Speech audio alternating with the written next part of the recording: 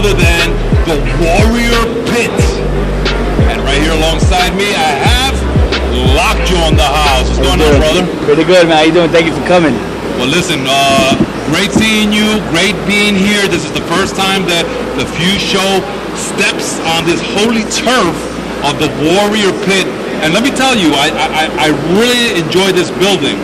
I enjoy the environment. Thank you. It's huge, very airy, and I can say that you guys have a potential to do a lot here for Fanatics. Oh, yeah. So talk to us a little bit about the reason why we're here today of the Warrior Pit. So what is the Warrior Pit? What does it bring to South Miami? Well, the Warrior Pit is basically, it's both Warrior Breed Wrestling and Warrior Breed Fitness coming together. When we started back in 2017, we were in a similar facility, a bigger facility, where we began both the fitness and the wrestling combined. And at the time, we didn't have a real name for it yet. But as time grew, as the company started to grow and we started to gain a little bit of momentum, I figured the best name to come up with would be the Warrior Pit. Because when, you have CrossFit, you have regular Planet Fitness style gyms where it's nothing but machines and free weights, but it's nothing like that pit feeling where you got to actually grind and work, and most of what we do here is work with our body weight. Okay. And that's pretty much how I was trained with the Marines in boot camp. There wasn't many, heavy lifting involved as far as weights were concerned. Everything we did was with each other. We were lifting each other, running with each other, low crawling, bear crawling, you name it. And for any beginner who is not comfortable, with the weights, I always train them first, start off with your body. Okay. Get your body used to the movements of the workout, get them used to the workout itself, the overall motion of it, and to gain your physical strength that way, so that when you have the opportunity to go back to go into lifting weights, your body is now accustomed to the motions of the workout. And that makes sense. I like that. So I tell everybody, look, at the end of the day, if anybody can go and attempt to lift 300 pounds, but if you do it poorly, you're going to injure yourself. So I always tell them, start off with your body weight. A lot of people, nowadays they just want to look big, but even some of the bigger guys, like, they're just big, but they're not strong, and it's like, you don't develop the core. You got to develop the core, because everything grows from the inside out. It doesn't go outside in. Nice.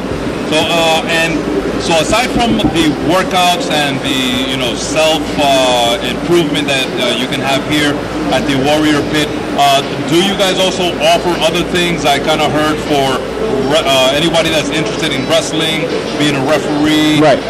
Being a valet. So what are the? Basically the other things we offer is for any new and upcoming aspiring wrestler looking to get into the business. We offer the opportunity to, again, become whatever it is that they want to do, whether it's professional wrestling, wrestler, referee, ring announcer, valet. Okay. We offer those individual, positions. And basically what we do is we try to give everything that the WWE Performance Center gives. Okay. So if you're looking to be a pro wrestler, we do touch on, obviously, the physical fitness training.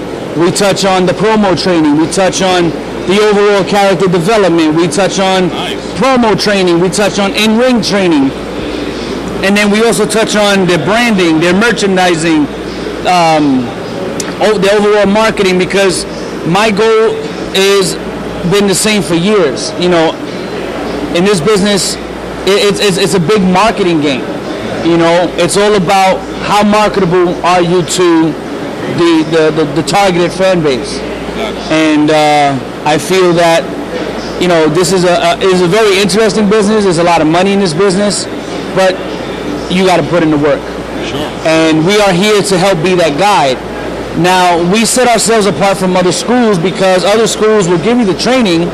They'll give you, homework assignments to study matches and study certain things, but to go the extra mile to, give these kids these young guys an idea of their character, and then take their idea and actually bring it to life as a whole. It's what sets us apart from other schools. I like that. So, now aside from the Warriors Pit, so we got a nice well-rounded understanding of what you're offering here. Let's talk about the other side of WBW, the wrestling, the event. So what are we expecting? And I believe you guys are calling this Chapter 2? Or Yeah. Okay. This is actually, it was very unexpected. Me personally, I was expecting to take at least a couple months hiatus just to kind of, rebuild and regroup. Okay. And we landed this opportunity with the guy who runs the indoor soccer facility here. And right away he said, so when do you want to start doing events? Nice. So it went from, okay guys, this is the end of Chapter 1 back at Survival of the Fittest. We'll see you again Chapter 2. And we didn't even know when that would be. We were not expecting it to be another 4.5 weeks away. Gotcha. From Survival of the Fittest. So and we're always up for the challenge. We can't call ourselves warriors or warrior breed if we're not up to the challenge. Win, lose, or draw, we're gonna put out the best effort possible. So, talking about Chapter 1, how did it go? Was it as expected? Because anything new is gonna have little bumps here and there. Right. But overall, how do you feel Chapter 1 of Warrior Breed Wrestling has done? I think Chapter 1 was just like, it's a stepping stone, and we can only improve from there. With every new territory, every new area you go, you're going to have those beginning bumps and bruises of, not having the turnouts you want, or being in an area where not everybody is wrestling oriented. So it's our job to step up to the plate and, do the groundwork, introduce ourselves and promote, and, and then we just keep grinding, because eventually they're going to get to see us. And that's what happened. And that's what happened in Chapter 1. We started out in one area, then we went to another area. Before you know it, we had 6 shows steady in another area. Yes. So it's fun, it's entertaining, it can be stressful at times, because you never know when the next venue is going to call, where they're going to come from, and it's good because our first show, Evil Intentions, was at the Swap Shop, and it's literally 3 blocks away. So it's kind of like all coming full circle, because now we're 3 blocks away, and this is our home now. So we hope to get the fans that we were able to get the Swap Shop. We hope to get them back here. So from now to the 29th is continuously grinding. Nice. So from Chapter 1, a lot of little bumps, lessons, great situations have occurred. So what can we expect all of that to be used towards Chapter 2? And because you're not freshmen anymore, you're sophomores, right, coming into Chapter 2 of WBW. What is all of that going to give for Chapter 2 to complete the following year? Well, I mean, the cliche would be, you'd have to check and find out. Okay. But everything you've seen in Chapter 1, Chapter 2 is just going to intensify even more. Nice. So everything that you've seen in Chapter 1, we're going to turn it up a notch. Nice. So whatever the storylines are, whatever the characters are, whatever the individual characters are going through, everything is going to really start to pick up. So I just hope everybody who's watching, who's been to our shows, any one of the shows, and if you guys have been following, I just hope that you guys are ready, because it's going to come real fast. A lot of stuff coming real fast. Nice. So on the build-up of what you just mentioned now, only a few weeks away, we have Locked and Loaded. Oh yeah. The event that's going to kick off Chapter 2 of WBW. So what can we kind of expect from Locked and Loaded itself?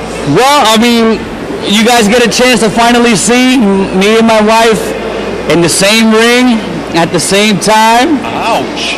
Okay, it's the K9 unit, myself and the Puerto Rican Hound Dog, taking on, Chel's Reign and La Baronesa, representing the Women of Destruction. Yes. There may be a surprise or two. We don't know. We can never know with WBW. And that's just the first match. Wow, the first match. That's the first match. You know, that's right out the gate. Yeah. We also have champion versus champion. You know, they all jockeying for position to see who's the number one between Sage Scott and Michael Kyrane. Yep, that one's gonna be two heavy hitters, and I'm personally looking forward to seeing that myself. Which is why I wanted to make sure our match was first, so just in case they needed some extra security, you know, I was there to break them up if need be. I think we'll need it. We also have two young guys. We got the Tank, Nick Abrams, going up against the big gun, 50 cal. Yep. So the 50 cal versus the Tank. Damn, those are two tanks. Oh yeah, should be very interesting to see how that turns out. We have the lightweight champion, Michael Sky, in a triple threat match against Nick Grayson and Santeria Cortez. All three young guys jockeying for position within the lightweight division. Nice. And I'm looking forward to seeing those guys take care of business. We also have the return of El Waldo. He'll be back in action. You found him? Yeah. He was up in Tampa somewhere. You know, stumbling outside of a nightclub. So we were able to get him, and he'll be taking on the young lion himself, Jose De Leon. Oh wow! So that should be a task for both guys to work each other in a very very iffy situation. You know, drunk versus a big lion. I don't know how that's going to work out, but September 29th, you'll definitely get a chance to see that. Awesome. So if you can go ahead and end this off, first of all, if you could give the address here to the Warrior Pit, WBW, and where. Oh, wait! Sorry to cut you off. We have one more. We have the Inca Son, Sam Benitez, going up against Danger Dave Pierce. Those two have been from backstage to the elimination match at Survival of the Fittest. They've been going at it, and I figure, well, it's time that these guys let it all out. Nice. Let off some steam. Yeah. In the ring. It's about that time. Nice. So if you could let us know where the new WBW is taking place, and also where you can find more WBW information, and also the Warrior Pit, how they can get in contact with you if they want to, get in that ring and learn a few moves. Oh yeah, basically what you do is you can go to warriorbreedwrestling.com. There it has all the information. It also has the address. The address to the Warrior Pit is 1825 Northwest 38th Avenue in Lauderdale, Florida, 33311. Again, you go on the website, warriorbreedwrestling.com. You can look up everything. You can look up our how we started, where we're going. You can see our roster. You can shop for your favorite wrestlers' merchandise. You can look up at upcoming events. You can even look at pictures from the past events, and that's pretty much where we're going to be going. As far as anyone looking to get into the fitness world or challenge themselves with the Warrior Pit training, as well as the Warrior Pit wrestling program that we have, you can also reach out to us via email, warriorbreedwrestling7@gmail.com. I say again, warriorbreedwrestling, the number 7@gmail.com.